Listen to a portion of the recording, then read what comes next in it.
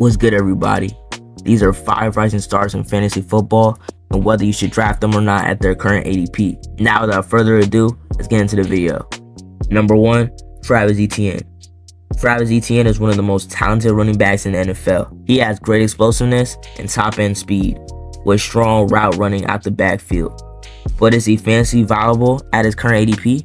Let's find out.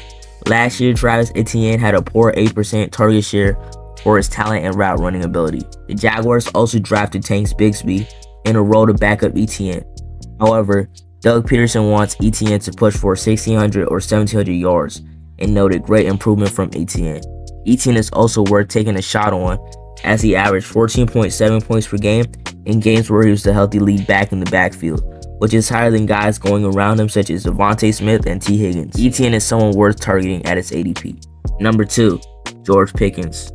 George Pickens has amazing plays and great hands, making one of the biggest rising stars in football right now. However, don't let this information fool you into drafting him high. George Pickens is amazing at his role, a deep threat who uses his size and physicality to make big catches and big plays. But he will never be the alpha in this offense as long as they still have Diontae Johnson and Pat Freiermuth. Despite popular belief, Diontae Johnson is still the undisputed alpha in this offense, as shown by his mammoth 147 targets, which ranks 6th in the NFL. Pat Freiermuth also had 98 targets, 5th in the NFL for a tight end.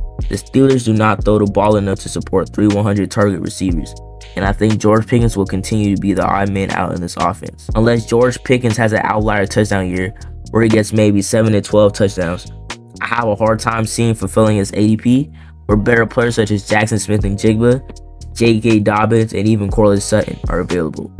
Don't draft George Pickens.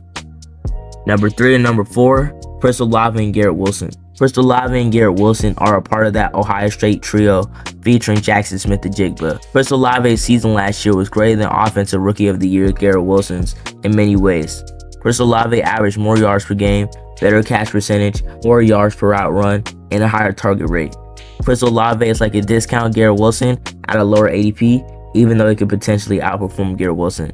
However, the difference between the two is quarterback play. Chris Olave has to deal with the off, turnover-prone, and inconsistent Derek Carr, while Garrett Wilson has a future Hall of Famer, 4-time MVP, Aaron Rodgers. And Garrett Wilson also has people in the Jets camp comparing him to Davante Adams, and the connection he has with Aaron Rodgers. Although both of their prices are high, I would draft them both. Number 5, Justin Fields. Justin Fields is simply one of the greatest running quarterbacks of all time, and he is just going into his 3rd year in the NFL. Justin Fields is also playing with the greatest receiving core of his career, adding a perennial 1,000-yard receiver in DJ Moore. There is not much that needs to be said about Justin Fields. The man was winning you weeks off of his rushing upside last year with no receivers. Who knows what he can do this year with an actually competent receiving core? The sky's the limit for Justin. And that's going to do it for this video. We're going to bring quality fantasy football content for the entire fantasy season. So stick around and subscribe for more content like this. Peace.